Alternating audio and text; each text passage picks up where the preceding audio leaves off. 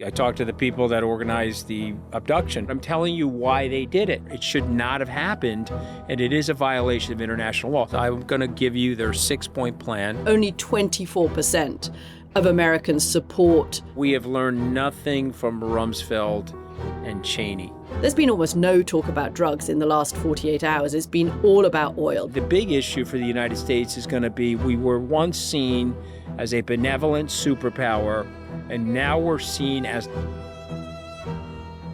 Hello and welcome to The Rest is Politics US with me, Katty K. And me, Anthony Scaramucci. And our very quiet start to 2026. As we are speaking on this Monday morning, January the 5th, Venezuela's captured President Nicolas Maduro is heading into a courthouse in New York. You may have heard our emergency episode that Anthony and I did on Saturday with our initial reaction, both of us having spoken to people, to what happened in the country and to the extraction of the president.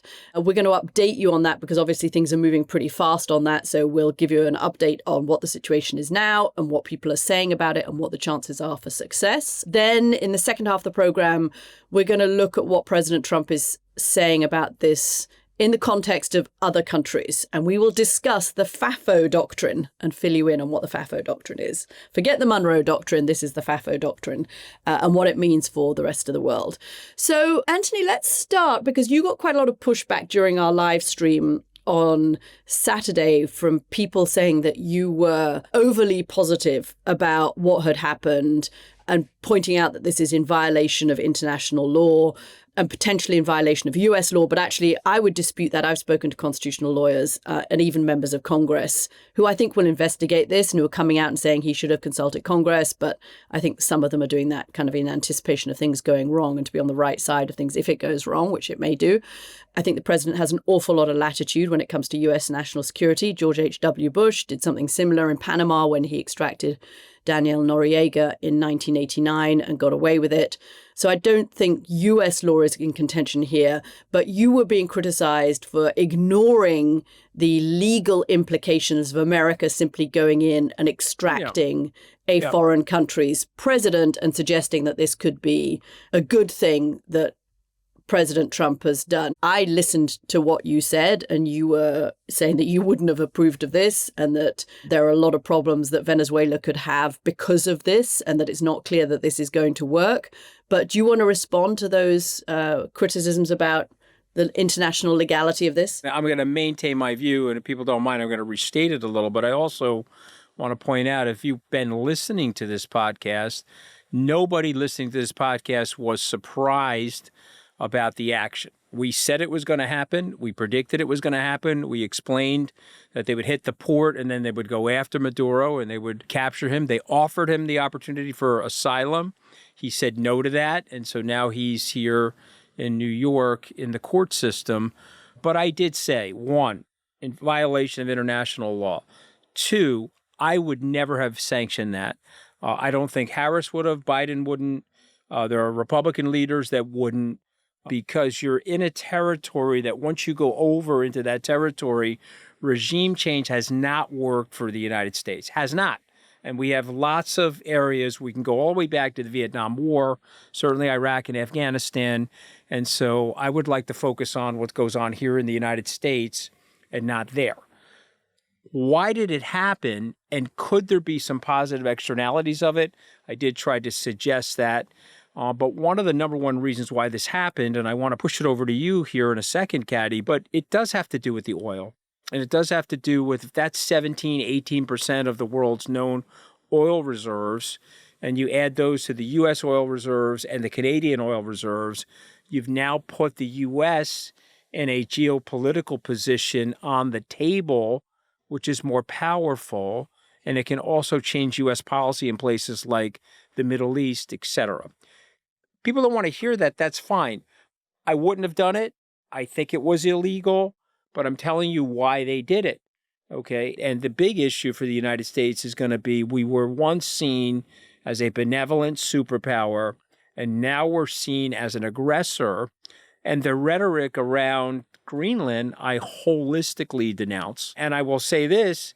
If this woman who's married to Stephen Miller is putting out tweets with Greenland being striped with the American flag, if they think that is something that's going to fly, I don't understand how the American people could be in support of attacking a NATO ally and occupying territory of a NATO ally. I don't understand how they could even take cover in anything here. On the Greenland stuff, we're going to talk about all of that in the second half, because there's a lot already to talk about on Venezuela, because there's been polls that have come out even since this happened that suggest the American people aren't thrilled with what the president has done. There was a Washington Post text poll. They texted 1,000 people and got responses to it just kind of over the course of the last couple of days. That's the most updated information we have.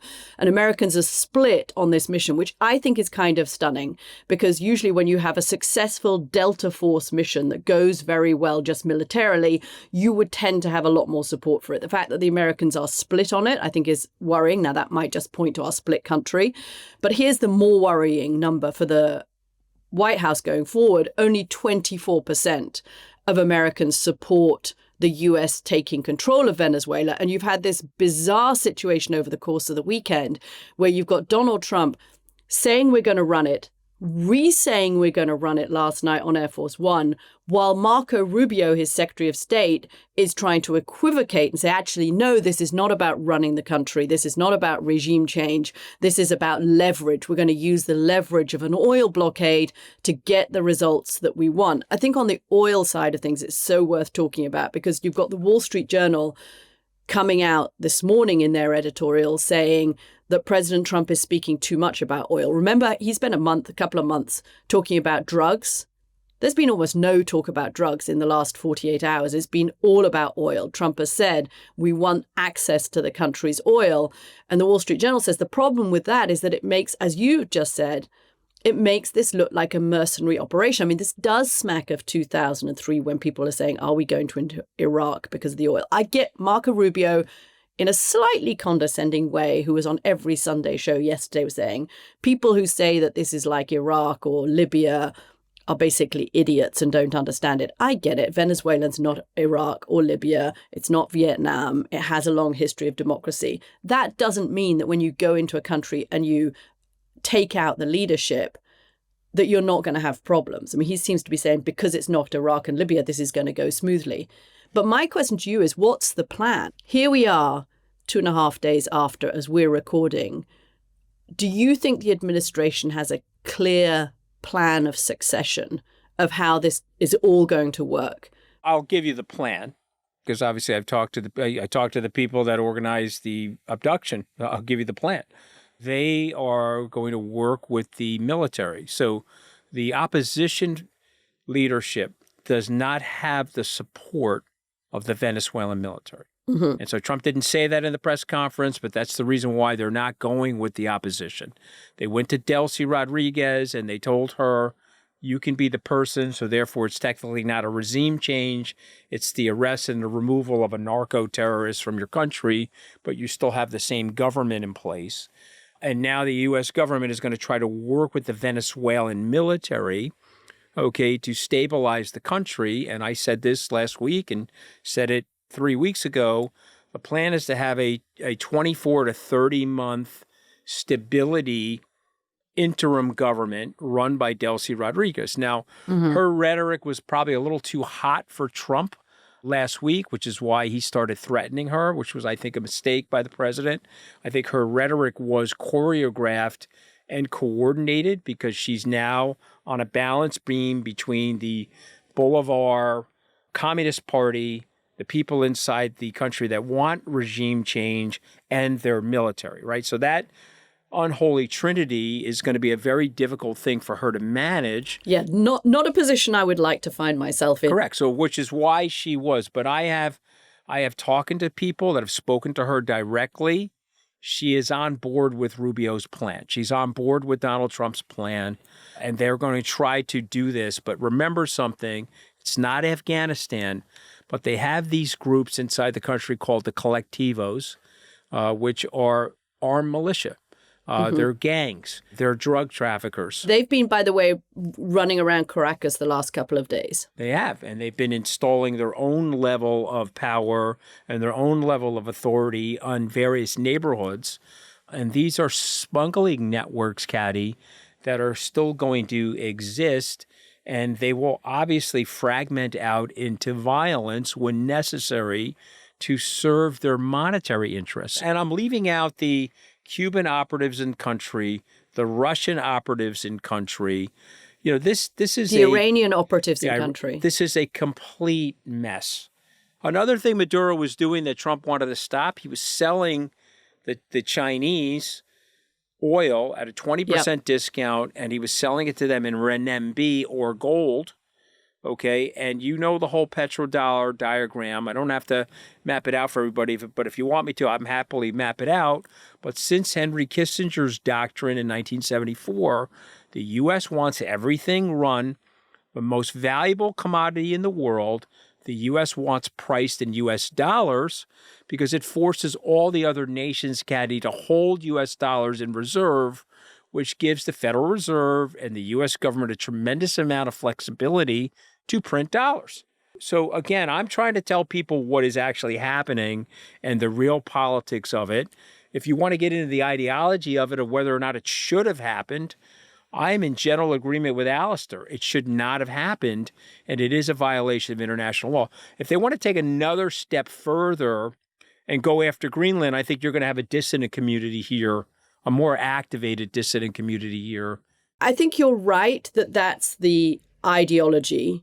And I think there is an aim of the Americans to control not just oil supplies, but refinery production. And that would give it a huge amount of geopolitical clout beyond the Western Hemisphere. I think this is more than just a Western Hemisphere play. But I think there has to be questions being asked. And that's why I asked you if they have a real plan for how to run this. Because just saying, okay, well, if you, Delcy Rodriguez, don't cooperate, look what's going to happen to you. You'll end up in a prison. And even if they take out some of the most corrupt, most ruthless people like the interior minister, and they decide, okay, to put him on a perp walk too, you still have a long-term planning and maintenance operation and investment operation that has to happen into Venezuela. And I'm not sure that just having an embargo around the country and threats is enough. I mean, these collectivos, all the people that have been making money within the military, which is basically the military from gold and oil and drugs, who's to say that in 6 months' time or a year's time, they don't decide, actually, we need to start making that money again? I mean, I'm not hearing, that's why I asked you what the plan is, because I know that you've been speaking to people who are involved in this. What is the actual concrete day-to-day plan for how they keep security, how they run the election system, what the law enforcement is? In preparation for the podcast, I'm going to give you their 6-point plan, and I'll do it quickly. Okay, they want political and institutional reform, and they want to move genuinely towards democratic governance, which means that they're going to have to sort of revamp their current political system. We'll talk about the collectivos and the incentives on them in a minute. Okay, so they definitely want to revamp the judicial system. This is something Rodriguez has said to them. They have to eliminate the corruption in the judicial system, okay, to make the Venezuelan people feel that system is less biased than it currently is. But what, they're just taking Rodriguez's word at this, who has been Maduro's number 2 for all of these years and has been involved in the rape and pillage of the judicial system? No, I think they are taking a combinations of words. I think there are dissidents inside country, and I think there are Venezuelan expats that live outside of the country who have family members that are still in the country. And I think they're taking a blended word, and I think they've gone to Rodriguez and said this, and she's in agreement with it. Economic stabilization and reform. I think the U.S. is going to have to come up with an aid package, whether Elon Musk likes it or not, but they're going to have to come up with an aid package, and they're going to have to do something to stabilize that currency.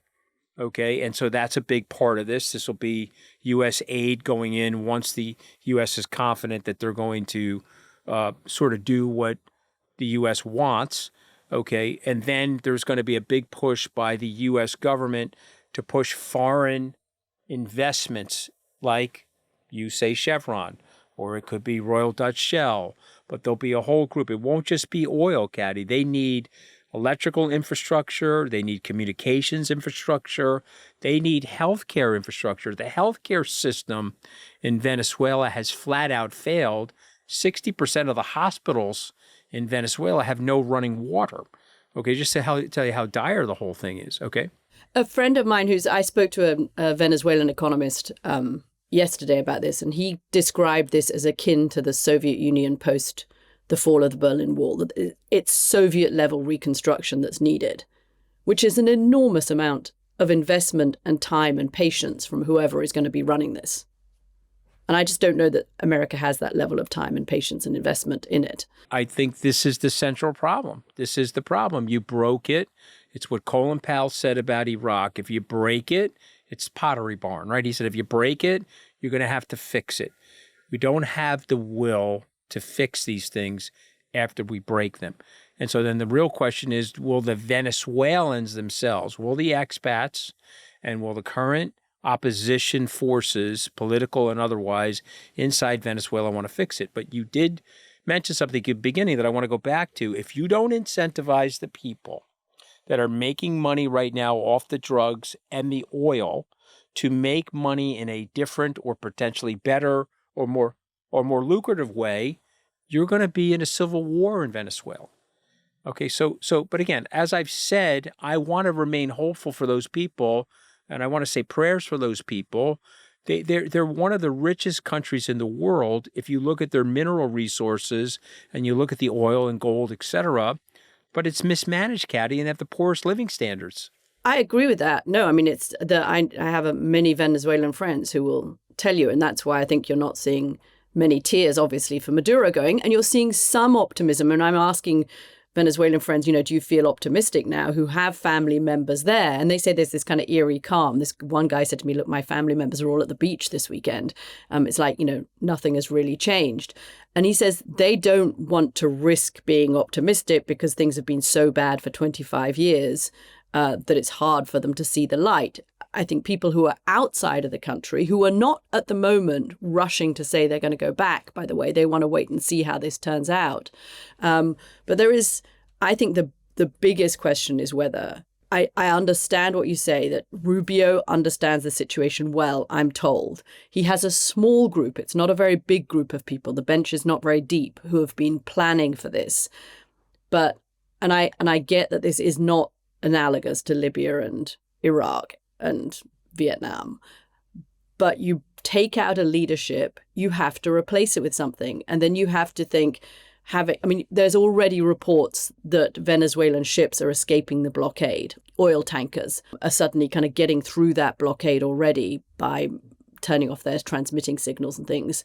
So this is going to be harder, I think, than Donald Trump, who sounds to me, when I listened to that whole press conference that he gave on the plane last night, he sounds like he's on the high that presidents get when they successfully use military force. And we'll get into kind of all the other countries that he managed to threaten during that mini press conference. But he's just seeing the short term.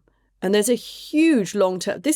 You're not going to get oil production up, certainly not by the midterms, in any significant way. You might get some kind of reduction in global oil prices on the anticipation of Venezuelan oil coming on stream. But you and I know that's going to take a long time. American oil companies are going to look at this carefully and cautiously. They're not going to run in. The president is being pretty equivocal when he was asked about this directly. Which of the oil companies have said to you that they're going to go in? Actually, he didn't name any names because they've been burned. They know that the infrastructure is shot. They know what this is going to take. They know how hard this is going to be. So I think I'm just not hearing from the administration the level of hubris and caution and detailed planning that would make Venezuelan expats or Venezuelans themselves confident that this is more than just a kind of mercenary oil grab on behalf of the United States. And even that oil grab may not work. Let me make a comparison to Peru in the 1990s, post-conflict Colombia, and Argentina in 2002, after it had to go through that major monetary restructuring. All of those countries came back. Okay, what Venezuela has going for it are world-class oil reserves, arguably the number one oil reserves knowable in the world. They've got an educated diaspora willing to return to the country. Only willing to return if it works out. I'm not hearing Venezuelans jump at going back because I think the reintegration will be harder than people suggest. But anyway. Okay. All right. But I'm giving that as a potential. Okay. Yeah. You have damaged but rebuildable infrastructure, and you have geographic proximity to the U.S. market, and you have an administration now that's likely to lift the economic sanctions and provide economic aid. Okay. And somebody should be listening in right now and say, wow, this is so very hypocritical. There was a great meme on social media today, Katty, where it said Maduro's arrested, but then ICE realizes he's in country, so they deport him back to Venezuela, and then the process happens again. You know, you're laughing because you see the circularity. I see. Yeah. And you see the ridiculous hypocrisy to it. So again, I am sitting here saying to you that I'm heartbroken at my country's government. I'm heartbroken at the decisions that they're making that are outside a set of rules and norms that have served the global population well for the last 80 years. But we're now here. What will happen, and I'm hopeful that this will generally be better for the Venezuelan people. I'm hopeful. If it isn't, Of course. it'll be a disaster like in Afghanistan or Iraq, which is why when someone says regime change, in my mind, based on an historical prism, I would not be pushing regime change. Can I make one other note to the White House? If you are going to get into the business of regime change, and okay, you're keeping the vice president in position for the moment, but this is still a change of the Chavista regime, effectively. It would help if you had some of the organizations of government who had experience in doing that. The United States Institute of Peace had a long history of helping with post-conflict situations. The United States USAID, long history of actually helping rebuild the structures of government and the kinds and the healthcare system, etc., that you need. But unfortunately, they got rid of those things. And now they seem to be getting into the business of regime change without some of the better tools and knowledge banks of the people who know to the extent that it's possible to help to do that. I think this is messy. I'm hoping that this is good for the Venezuelan people. I understand that you've got Venezuelan expats saying this could not be worse because it has been so bad for Venezuela that let's just give this a try at least. And I hear that argument. I just wish we heard a little bit more detail and anticipation of the potential problems, because Donald Trump last night, flying back from Mar-a-Lago, sounded just like he was on a kind of rah-rah high. Did you see the great ass kisser Lindsey Graham standing next to him, though? I mean, it's just, you can't be more revolted than that, right? I mean, Lindsey, where have you gone, man? Yeah. So this is what MAGA is thinking. I mean, you've got MAGA voices out all over social media. You know, hold on a second. This is the No New Wars president plotting regime change in Venezuela and a host of other countries. And who does he have standing next to him?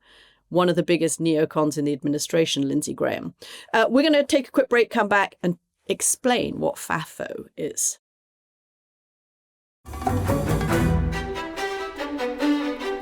Welcome back to The Rest is Politics US, more on Venezuela. Not just Venezuela, it turns out, potentially, because last night as he was flying back from Mar-a-Lago, the president actually mentioned 5 other countries that he may have in his sights for US intervention. Colombia, Mexico, Iran, Greenland, and Cuba. All places that the president is looking at.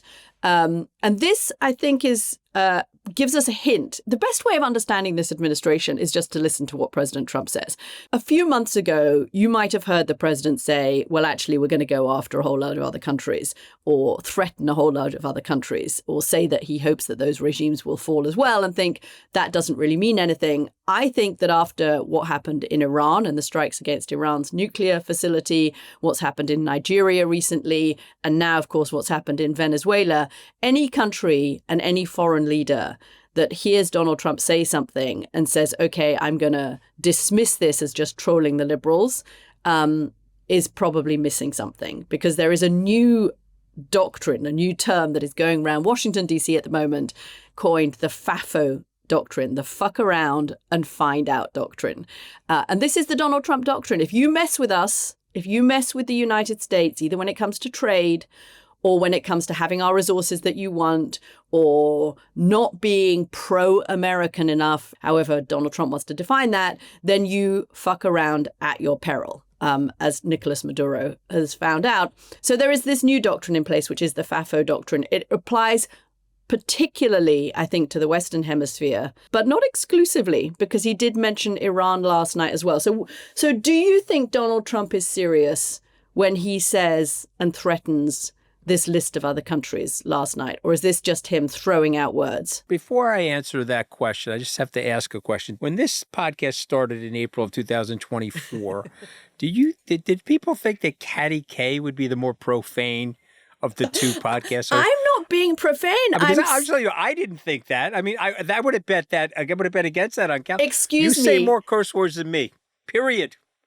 Period. The end. Period. The end. This is not my doctrine. The White House has embraced this doctrine after this terminology was, I think it's The Atlantic that first came up with it. Okay. I'm just happy that you are the one saying it and not me, because everybody thinks I'm the profane one. But here's what I would say to you about FAFO. Can't believe we're even saying this. But anyway, yes. Okay. The FAFO doctrine. It is ridiculous. Okay. And so I will maintain that we are not going to attack and or invade Greenland. I will maintain that even stupid, weather vane Marco Rubio would say, I can't be a part of that. Exec, of course, would do anything that Trump wants. He's now demoting Senator Mark Kelly. He's made that announcement this morning because they don't like what Mark has said about Trump. So they're going to demote him, which is a bunch of ridiculousness and hurts our military culture. Which actually, as you've reported on the podcast before, Anthony, the military doesn't like. The people inside the military don't like the way they're treating Mark Kelly. They do not like it at all, Katty. They do not like it at all. Number two, okay, Cuba.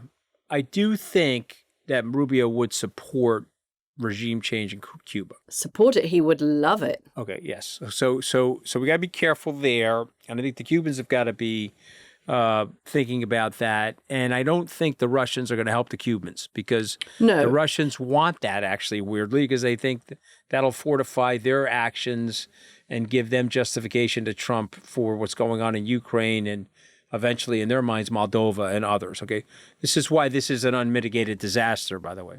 And I think Cuba, of all of those 5 countries, Cuba is the most likely to suffer from this because they are so dependent on Venezuelan oil. They supplied Venezuela with doctors. Venezuela supplied them with oil. If this embargo actually is, effective and is watertight, then this could have a big impact on Cuba. And we know that the Cuban economy is shot already. But on the other hand, the Cuban economy has been shot for a long time, and there hasn't actually been regime change from within. And I think it would have to happen from within. I think Mexico and Colombia are interesting. It's interesting that he mentioned both of those. He seems to like Claudia Sheinbaum much more than he likes President Petro, the left-wing Colombian president, is up for re-election next year. And one Latin American analyst said to me yesterday, look, the worst thing that could happen for the United States if it wants to get rid of Petro is to be seen to be intervening in Colombia because that will rally support around the existing president. I mean, it's that kind of Iranian thing, right? If you go after the country, ask Albanese or Carney when Trump is acting nuts, right? Yeah. But let's go through these. Okay, so Iran or Iran. How do you say it, Katty? Iran? Is that the right way? I say Iran, you say Iran, but you can say whatever you like. We're all for freedom of speech and pronunciation on this podcast. All right, well, I'm going to say Iran, okay? I'm going to tell you he's doing nothing there. Nothing. Number one, it's too far away. Number two, they've already done the pantomime thing with the bombing, and they moved their uranium before the bombing, and he's going to leave Iran alone, and that's just an idle threat. So let's keep going. Mexico. Okay, now, he is not going to do anything against the Mexican president, but could there be military interventionism against supposed drug cartels? I think actually of all of these, of all of the countries he's mentioned, strikes against the Mexican drug cartels is the most likely. Now, for people listening in Miami, they know this is true. And people not listening from Miami, I'm telling you that it is true. The drug volume, the supply of drugs entering the country is way down, Katty. Yes. Okay, and so I'm for that. Now, people could be mad at me for being for that, but I am for that.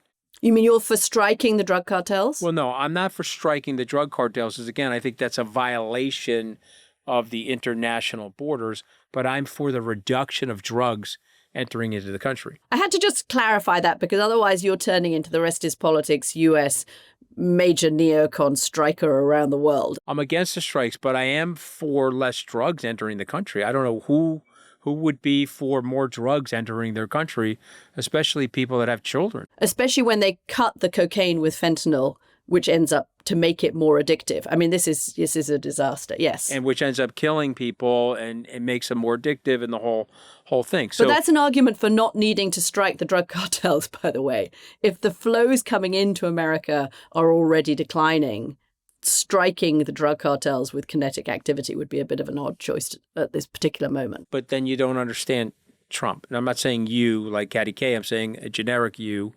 because he wants to strike the drug cartels.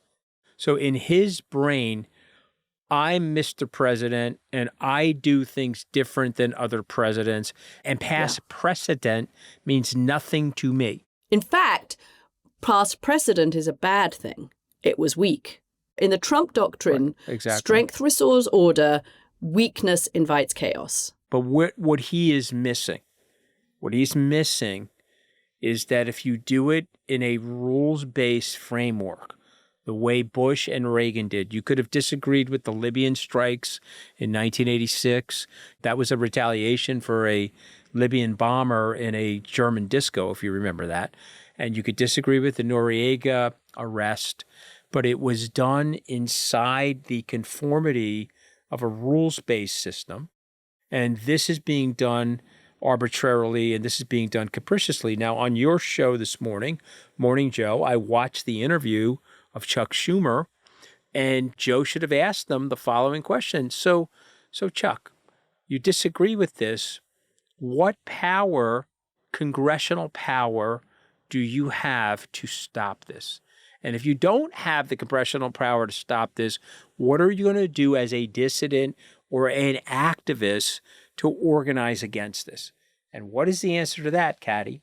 I don't think they really have an answer, because Congress is defanged. Normally in these situations, you get whenever a president uses power like this in this way, which probably in the US system is legal, as I said earlier, you get the opposition party denouncing it, and you get a few stragglers from the president's own party also denouncing it. And you get Congress pressing for its right to speak through the War Resolution Act.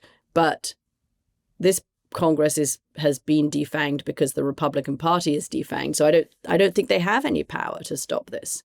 So I'm gonna tell you that you're past the sell-by date on all of these politicians now. And I'm going to tell you that while Mondami, to me, is making a mistake by getting himself involved with this, okay, that's the direction that the Democratic Party is going to go in. So he's tweeting out, the new mayor is tweeting out that he's against the strike, and he's called Trump and told him not to do the strike, and so on and so forth. And Trump's laughing. You know why? Because he wants him to be a national figure. He wants him to be the face of the Democratic Party going into the midterm elections. But that's where it's going, because the moderate Democrats cannot come up with an idea to push back on Trump. And so the hard left, the AOCs, the Bernie Sanders, no, I think Zoran that Mondani I disagree with that. I think okay. So tell me what's going to happen. Because you'll still have the Democrats around the country talking about affordability, and that's how if they are going to win the House back in the midterms, that's how they're going to do it, by keeping the focus on prices and by pointing out, because I do think Trump is going to have to explain at some point, given the polls on this and how little support he has on this, he's going to have to explain at some point how this helps the American public and how this helps ordinary Americans. And what Democrats need to do is keep focused on affordability and on ordinary Americans and the problems that they're facing with prices, and suggest their own solutions to that. That's why they did well. The Democrats, did well in the elections in November, because there was a perception that Donald Trump is focused on Iran. He's focused on Gaza. He's focused on Ukraine. He's traveling around the world. And some of those global trips were important, but he's not focused at home. This sounds to me like, did you ever watch that film Finding Nemo? Yes, of course. One of the best films ever. Anyway, there's the pelicans in Australia going along, scooping up the fish, saying, mine, mine, mine. And this is Donald Trump at the moment. Mine Greenland, mine Cuba, mine Mexico, mine Colombia, mine Venezuela, without explaining to the American people why we need all of these places and activity in all these places. I don't understand a president with a 36% approval rating flexing like this and then having successful military operations and still then getting a mixed result in the polling. Yeah. And then still willing to forge ahead. But I'm going to tell you, Greenland, no. I'm going to tell you, Mexico, a maybe. And I'm going to tell you, Cuba, to me, if I had to rank them, I think you're saying Mexico, Cuba. But I'm saying Cuba, Mexico because of the Rubio involvement.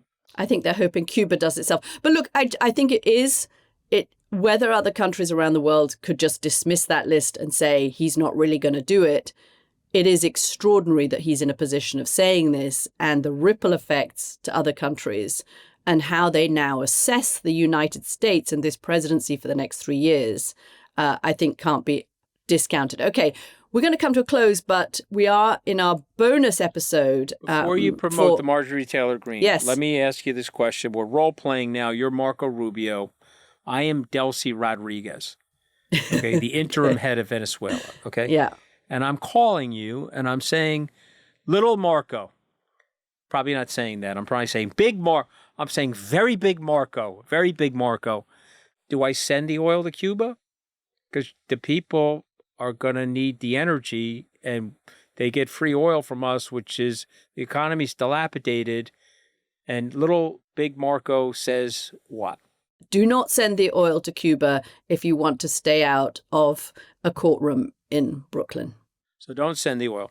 Okay, so little big Marco, I'm not going to send the oil, but you're going to have a full-on economic collapse. With a refugee exodus. Yes, and you say what, little big Marco?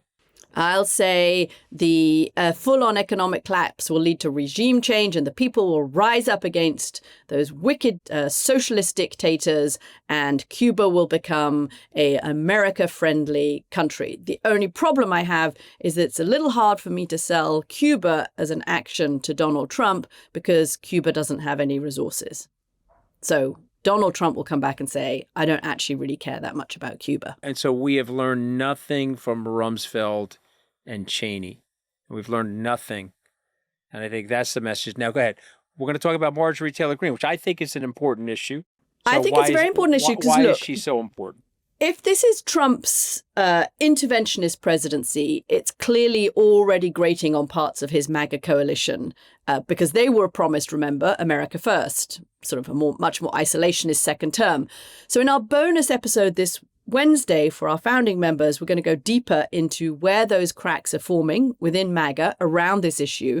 And we're going to focus in particular on one of his most fiercely loyal supporters who's since turned against him and is now leaving Congress. And that's Marjorie Taylor Greene. She has a fascinating story, but much more importantly, she is a very interesting insight into what is happening and what may yet happen in the MAGA movement. So sign up at therestispoliticsus.com to hear that episode. It comes out on Wednesday. Thanks for listening, everybody. We'll see you later this week. You are profane and you are promotional. I mean, you are really good at this, Katty K. And I do love a bit of Finding Nemo. All right, guys, we'll see you shortly.